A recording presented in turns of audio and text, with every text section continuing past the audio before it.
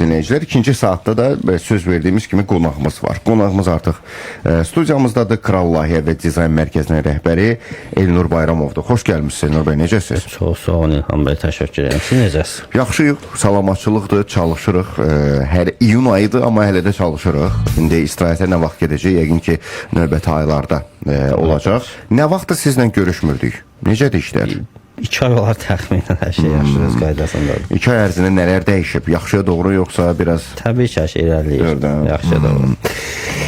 Bax, biz deməli danışacağıq bu saatımızda, biz tikintiyə nəzarətdən danışacağıq. Bilirik ki, siz bu işdə necə deyərlər, peşəkarsınız və bu işdə ən doğru məsləhətləri yalnız sizin özünüzdən ala bilərik. Ona görə istəyirəm ki, başlayaq ki, tikintiyə nəzarət ümumiyyətlə niyə lazımdır? Yəni, biz mütləq nəzarət eləməliyik.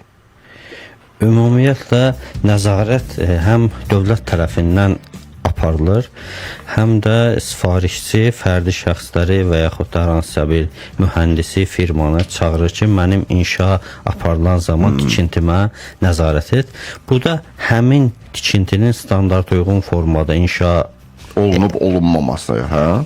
Olunmasına, həm də ki, gələcəkdə hər hansısa bir təbii fəlakət zamanı binanın zədələnməməsi üçün lazımdır ki, müəllif nəzarətidir, tikintiyə nəzarət, Nəzarətə də nəzarət edilsin. Elnur bəy, doğrudan, bax, nəzarət deyəndə hərə bir şey başa düşür. Yəni, nəzarət nə deməkdir? Sadəcə deyib, dayanıb, o nəzarət eləmək adətən belə başa düşürlər ki, dayanıb baxmaq ki, hər şey qaydasında olsun, birdən nəsə düz get. Yox, sadəcə bütün tikillər üçün layihə işlənilir.